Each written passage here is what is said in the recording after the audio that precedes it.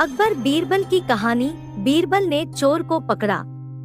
यह कहानी बादशाह अकबर के जमाने की है।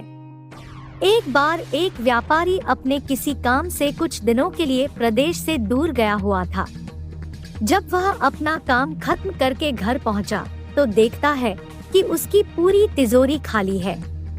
उसकी मेहनत की सारी कमाई चोरी हो चुकी है। व्यापारी घबरा गया और उसने अपने घर के सारे नौकरों को बुलाया। व्यापारी के घर में कुल 5 नौकर थे। व्यापारी की एक आवाज पर सारे नौकर उसके सामने आकर खड़े हो गए। व्यापारी ने उनसे पूछा, तुम लोगों के होते हुए घर में इतनी बड़ी चोरी कैसे हो गई?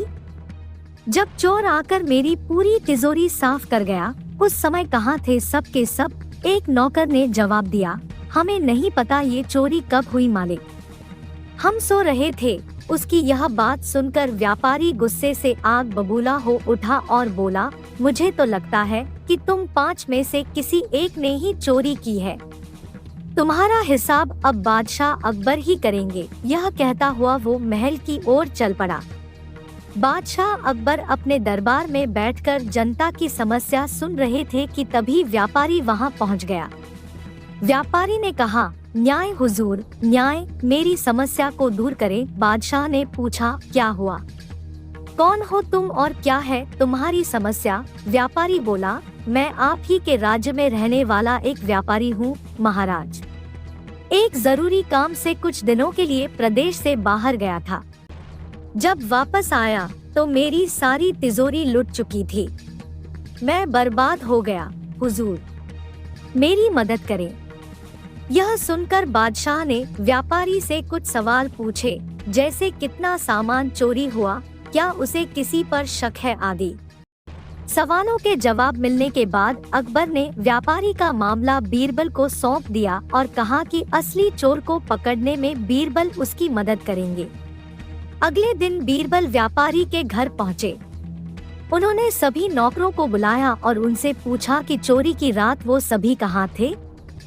सभी ने कहा कि वो व्यापारी के घर में ही रहते हैं और उस रात भी व्यापारी के घर में ही सो रहे थे।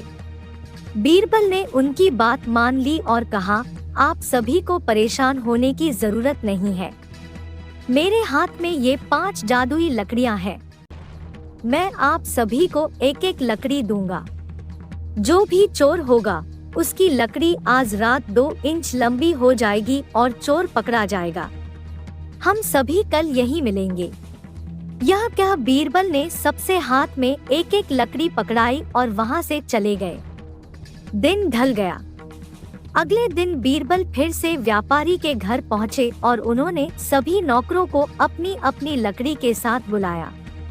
जब बीरबल ने सबकी लकड़ी देखी तो उन्होंने देखा कि एक नौकर की लकड़ी 2 इंच छोटी है।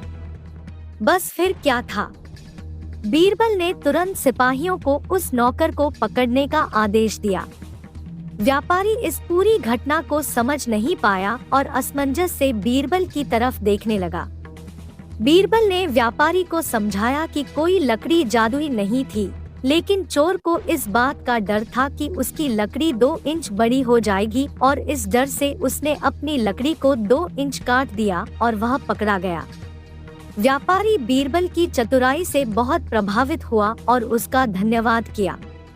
बच्चों, बीरबल ने चोर को पकड़ा कहानी से हमें यह सीख मिलती है कि गलत काम चाहे जितना भी चतुराई से किया जाए, लेकिन वो सभी की नजरों में आ जाता है और उसका अंजाम हमेशा बुरा ही होता है।